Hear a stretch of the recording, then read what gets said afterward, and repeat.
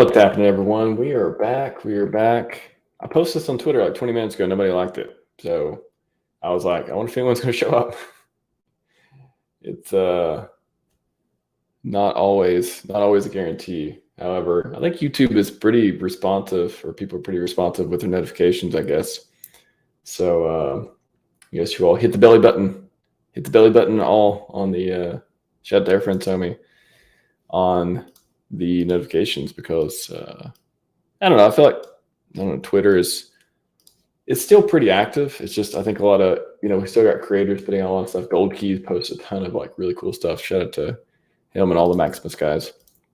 But in general, yeah, I feel like YouTube gets even more engagement than Twitter on certain things. Twitter is good for memes. It's good for sharing information. If I write something that sounds good or sounds meaningful or heartfelt about the community, or rich or otherwise, seems to get a lot of some eyeballs. You get to see views on that too, which is pretty cool. But otherwise, yeah, YouTube. I don't know. Get pretty good engagement here too. Anyways, what's up, Hex Edits? Good to see you, man. Good to see you, DJ Bomber. How's it going? Tex Hex, what's up, man? And T-Share Data. Shout out to Airfriend GIF. Airfriend GIF with tsharedata.com. I want to talk about a couple things tonight. And tsharedata.com. If you haven't seen it, which you probably haven't, honestly, because GIF, I haven't seen a lot of people tweeting about it. I think Airfriend Somi showed it the other day in one of his videos. But this is Gifford Ware's site, and this is what he's been doing. He hasn't been on stream for a while. He's been working on his website. I get it. We miss you, GIF. Definitely a great friend of the show. We love to have you on. But yeah, there you go. See, at Gifford Ware. Go give him a follow if you like to. Great Hexagon. Really love the stuff that he does. V2 Farms coming. Isn't that where the farms are? Or is that V1? I guess no, V1. Burn and earn. There we go. V1's the farms. V2 is the earn part. That's right. One day, maybe they'll be named that. V2 Farms coming. I don't know why. Why would they? Joe, do you have any idea? I can't think of why we would see V2 Farms on PulseX off the top of my head. I feel like V1 is the place and V2 is the liquidity portion to earn the fees. So let me know your ideas. I don't know why they would be any farms on V2. However, who knows? I don't know what Richard or the devs got up to. See how it goes. What's that in reference to, MA? Sometimes I'll say something, and then later on it gets published. So sometimes I miss it. A little bit of context, though. Yeah, GIF's awesome. I got to briefly meet him. I had a layover in Denver, a layover in Colorado. I got to hang out with him for a minute. So pretty cool stuff. He came from undisclosed location somewhere in the United States, and we got to hang out for a few minutes before I got on a flight. Anyways, shout out to GIF and tsharedata.com. A lot of good tabs here. PulseChain is one of them.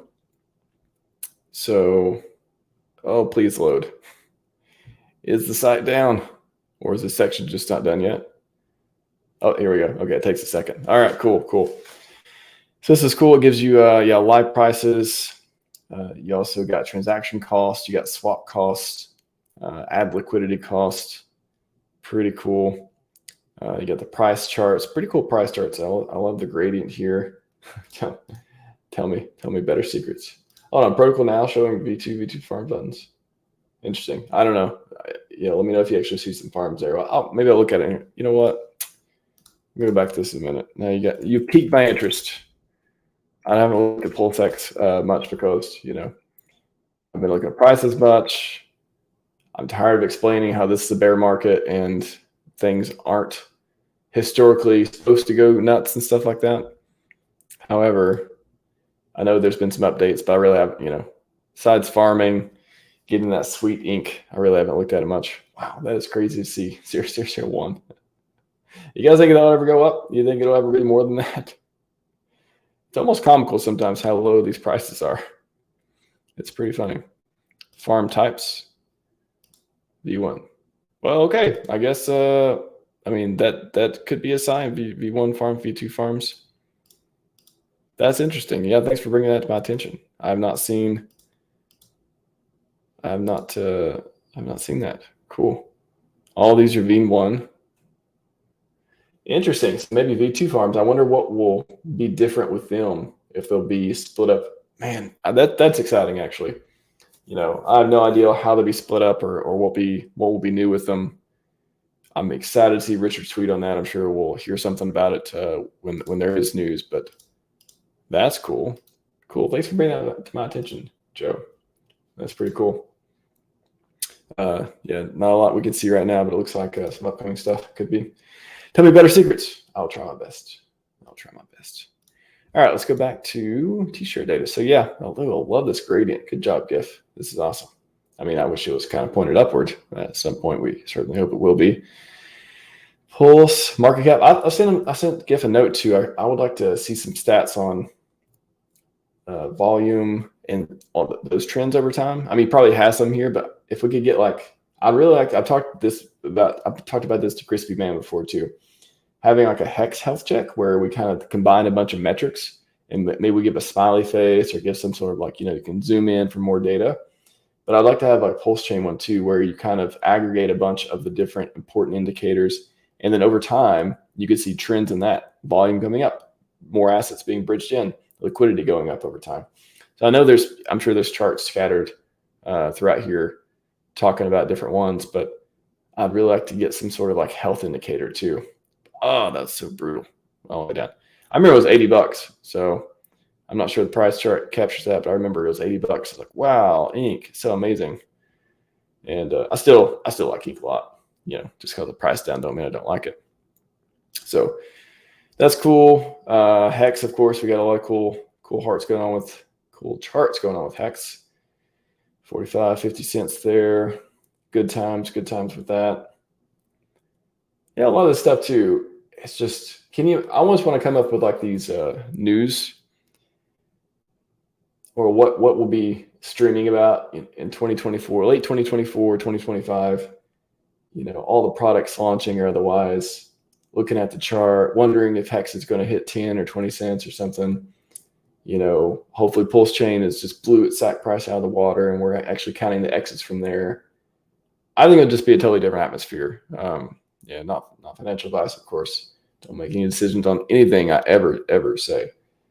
But I think for me, just imagining, it's easy to imagine a brighter future when I'm just so confident in what this ecosystem is and how it's built and what it's designed to do. And the man, that's created a lot of it, what his mission is. So even if Richard steps away,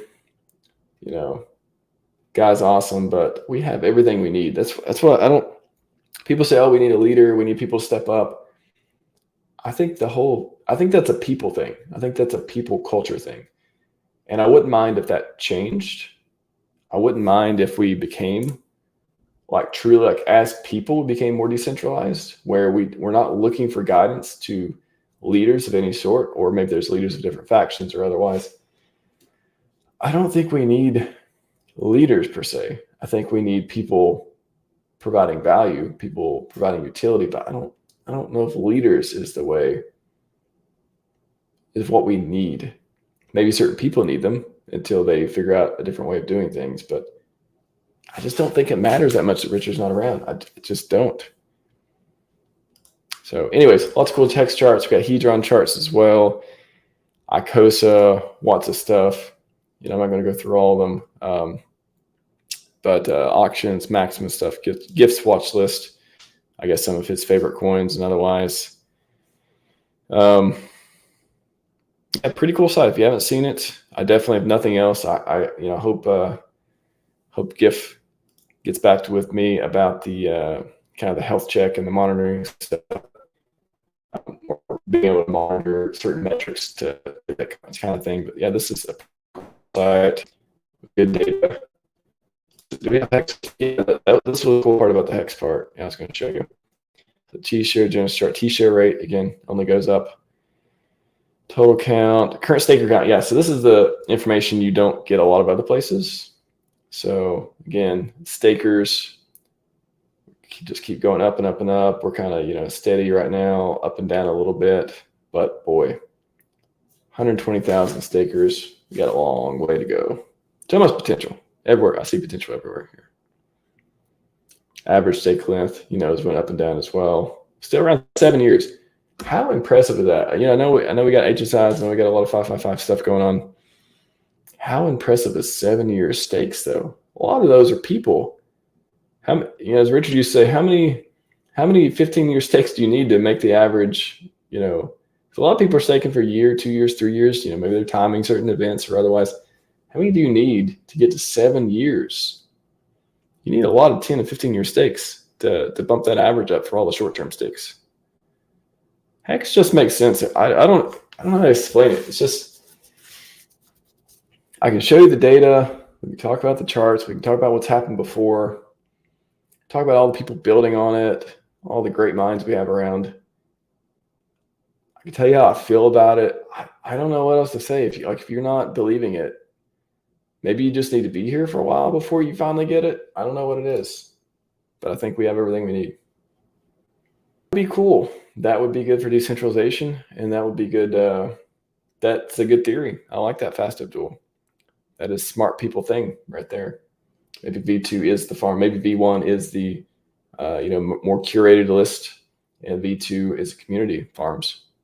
That makes sense to me. You do a natural byproduct enhancement feature. I'm not sure. That could be part of it as well. We have Mr. Peanut to lead us. We got plenty of good people. That's what I'm saying. We don't need leaders. I think that's just such a. I know human nature looks for people who have interesting things and things to say, insight, are around. They step up and, help the community when things happen that are hard to deal with and otherwise. But I just think wrapping your head around, it's a network. You got transactions. We can't be gatekept. PulseChain, the whole reason, one of the reasons, PulseChain even exists is to get rid of the gatekeeping.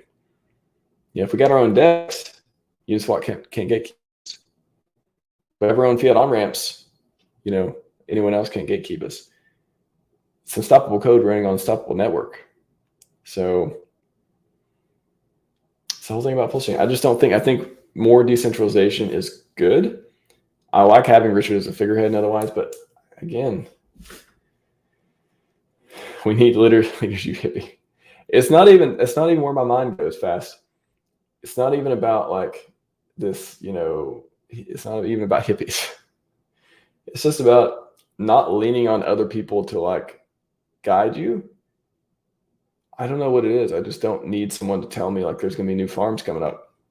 I don't need someone to do work for me. I don't need someone to, other than, I think founders are great for founding things. They're good at founding things, and they're good for insight, and they're good for getting a base together who believes in ideals and values, and they're good for starting things. Other than that, again, look at Satoshi. He literally stepped away super soon. Bitcoin did just fine. I'm okay. I'm okay either way. I hope Richard stays around forever. I do, but if he doesn't, I'm totally prepared. Otherwise, I think the community has everything they need, and it will evolve the way it evolves. Mr. Chuck, I don't know if I should buy more PLS now or buy more Hex and stake it in the maximum base one mega stakes in reload phase first week October. Yeah, that's interesting. Is coming up. That's a very interesting way to proposition it too. More PLS or that's what gets me too. DCAing. What I may be doing is, especially with these prices, DCAing into different ones, especially the blue chips. Boy, again, I can't stop myself from hex staking just because I love the yield, and it's almost like it's paying yourself. It really is. It's like you're paying yourself And it's kind of like I'm telling my future self, hey, pay me around this date, like hold on to this thing for a while and then pay me later, because I think that thing will be worth more later. And it's almost like you set yourself up on a calendar sort of just to be paid, if you're doing laddering and otherwise paid over time. So, I mean, I love doing hex stakes, HSIs or otherwise, but PLS right now, that's a tough one. That's a tough one. I think as much dry powder as I have, I would like to put it, again, what I can afford, what I can put into it,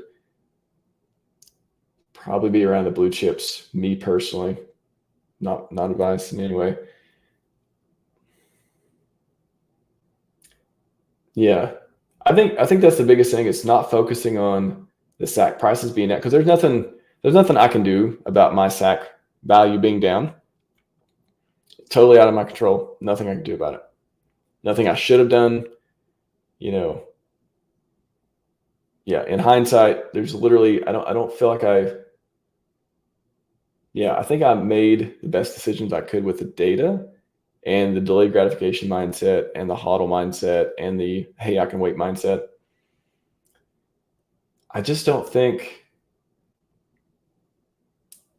I guess that's the way I look at it. There's nothing I can do about the SAC value going down. There are ways, plenty of ways, and maybe I'll do a stream on it sometime about, making passive income in the bull market, whether it's farming or LP or staking or otherwise.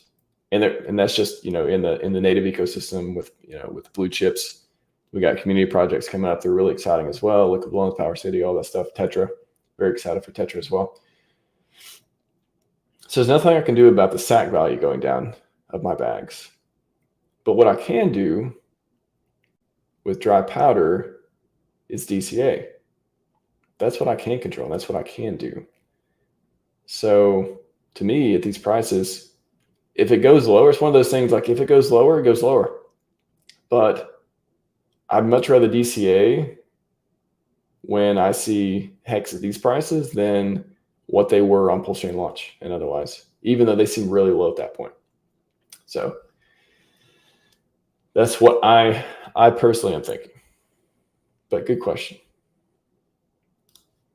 Let me know what happens when the reality hits. It's a Ponzi, people realize there's no one else buying it. I mean, I imagine in any case scenario, that would be not a good feeling. I don't know how it relates to anything here, because you can look at the charts and see people buying and staking and holding and getting paid. And, I literally just flipped through all these charts and just showed, there's 120,000 people, entities, otherwise, that are more than happy to transact here. I really need to get a volume chart going. I could show you more on that side. I could just go to gopulse.com.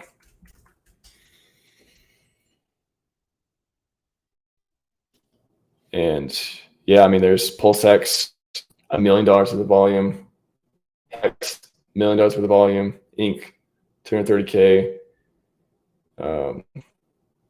We have volume on PulseChain. We have charts. Millions of dollars of volume. I go look at the bridged assets and see all the bridged money.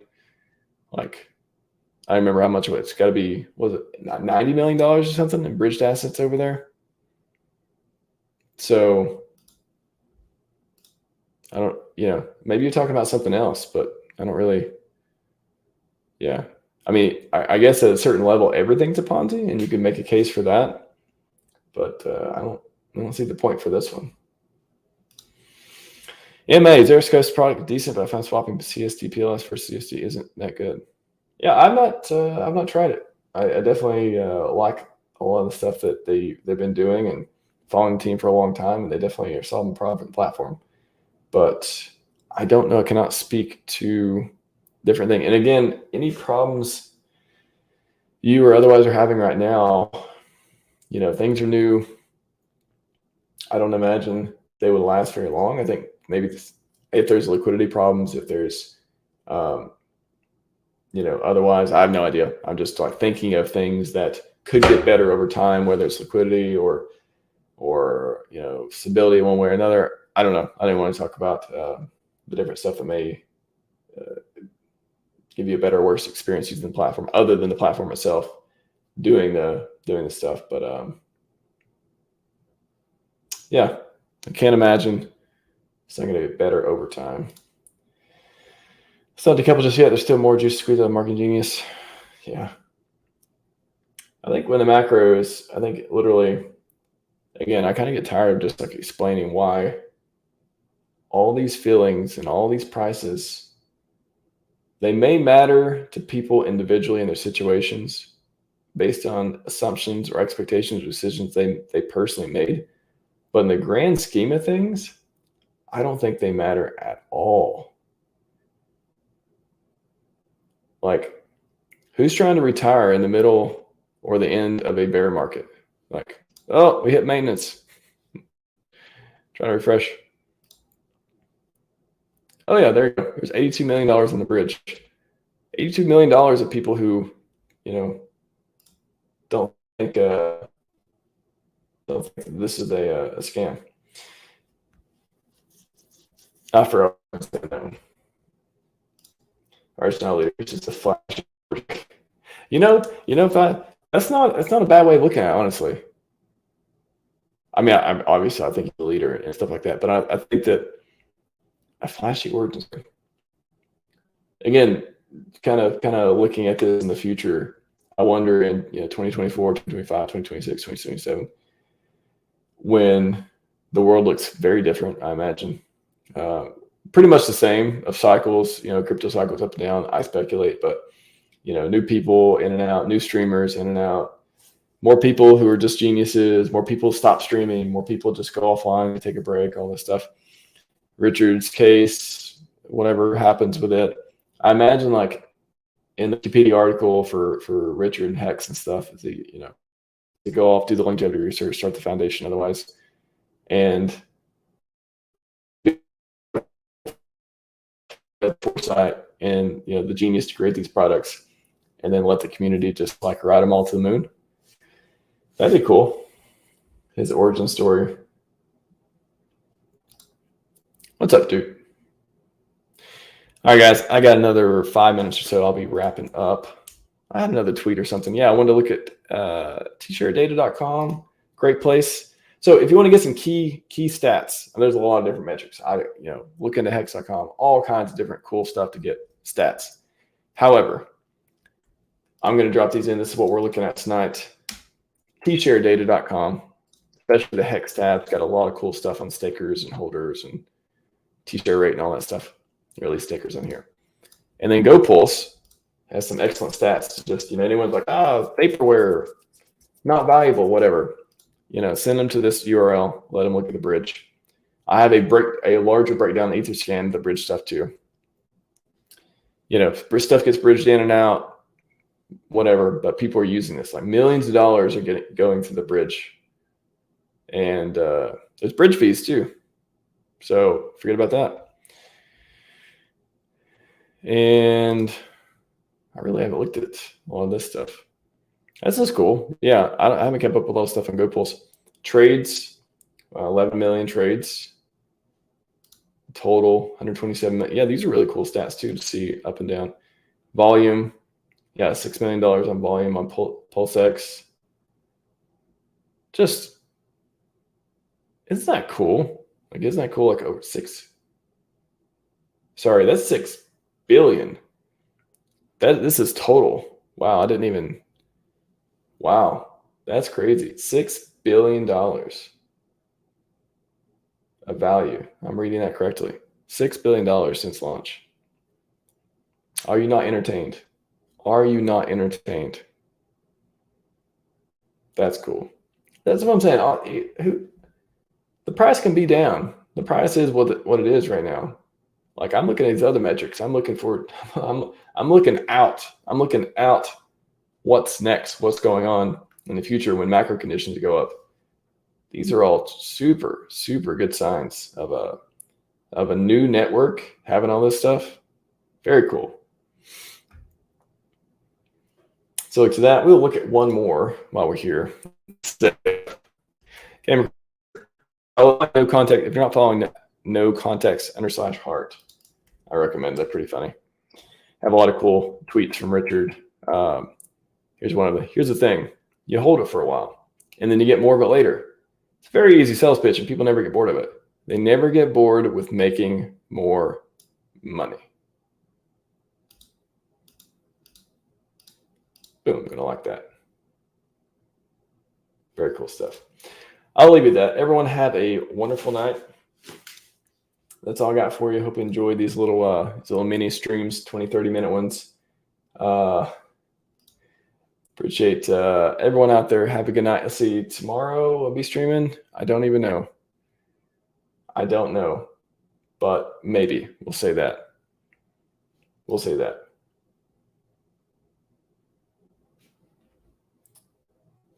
Wait, please. All right. I will wait. What's your question, Mike? Because I got this one from Yavin Yafu.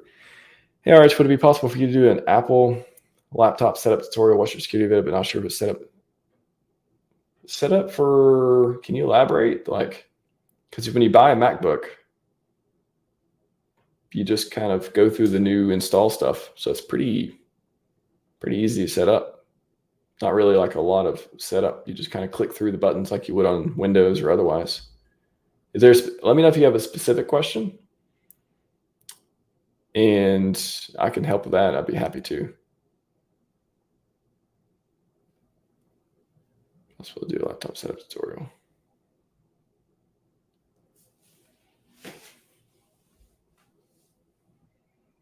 Yeah, let me know if you have a specific question on that, because it's pretty straightforward. If you buy a MacBook or whatever, you can just set it up pretty straightforward.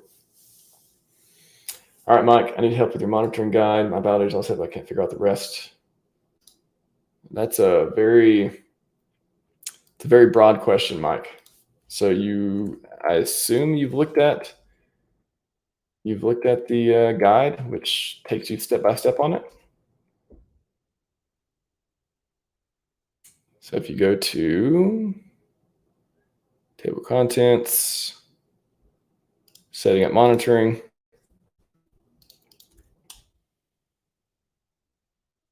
but yeah, I think Safari or Chrome. I like Chrome on Mac. I'll say that. Chrome or Firefox. Safari, I don't know. I never liked Safari, honestly. And it's by default. So if there are any exploits and stuff, then they identify you using a Mac, they're probably going to go for Safari. So, and if you're using a browser that's not the default, not the Apple one on Mac, it's kind of good to mix it up where a lot of exploits won't quite work because they're maybe not tuned for that particular configuration. So yeah, I would say Chrome or Firefox as far as that goes. So this, but I don't understand Grafana. I mean, I did update this recently. So if you're connected to a validator locally, there's one way, or if you're doing it on the cloud. So first figure that out. I mean, you already figured it out, but like go with the guidance based on if you're using cloud or remote server, or if you're locally connected, you got a monitor and keyboard set up, and then you can access Grafana. It's pretty simple after that. You just log in, remote. Okay. Well, for remote, yeah, you kind of got to do it from a Linux computer. I'm sorry, I just don't have a lot of, I hesitate to supply a lot of, because it's kind of a rabbit hole if you don't do it from Linux, but this is, you basically, if you're not using key-based, if you're using password-based authentication, then you just don't use this. You just remove that. This says don't make it a shell. This just logs you into the computer, and this forwards the port so you can access it locally. So also many things for scripts. Cool. Yeah, there you go. Thanks to MA, by the way. I have an account just to, so you can access it. You just don't know where to go. Okay, cool. Yeah. Yeah, just like it says here, you log in, you import the dashboards. I would just import this one, although it still needs to be updated. It still says TPLS and stuff. I guess you can just ignore it. I wish there'd be like an official one that did all this stuff, but this one's still pretty good. I mean, shout out to the person who made it. I thought they updated it later on, but maybe not. But yeah, Restuma has this one. So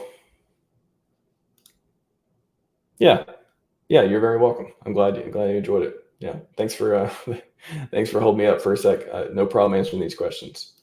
And thank you, Yevin. Yeah, I appreciate. I see your comments, and I appreciate you supporting the channel. And yeah, if you have specific questions, feel free to @ me on Twitter at RHMaximalist. Ask your question, and I'll answer it when I can. I don't offer support or anything, but when I have time and I can answer it, I try to do my best. Do we have a Discord? We do not. I do not have a group.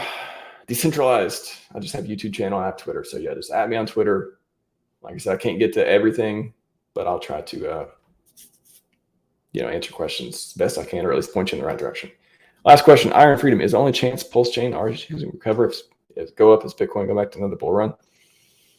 I mean, I'm just going to say that I personally think that once we get better macro conditions, whether that's again, a lot of people go by Fed printing money. A lot of people say at the halvening, the 4-year cycle, whatever metric you go by, I think crypto gets a bull run. Most everything in crypto gets a bull run. That's what has happened historically. That's what I'm going by. No crystal ball. I have no idea. What's up, Benjamin? Good to see you. Hit the replay, gang. This is funny. This is this is not funny. This has been a fun one, and I'm very tired, as you can see. It's my 3rd stream of the day, so I'm gonna take a break. Catch the wealth mindset I did earlier. You can catch the security one I did on Ben's channel, Ben DeBar's channel, and then this is a 3rd one. So good questions, guys. Appreciate it. Glad I like to come on here. Thanks, Mike. Appreciate it. I like to come on here and interact with you guys and answer questions best I can, and just show you what I'm thinking about PulseChain, what I'm watching on PulseChain. Hence the title. That's all I got. I'm gonna take it easy. I'll probably be on tomorrow, I'd say sometime. Stop won't stop. Very excited about the ecosystem. And that's all I got for you. So have a good night. Scivive and 5555. We are out.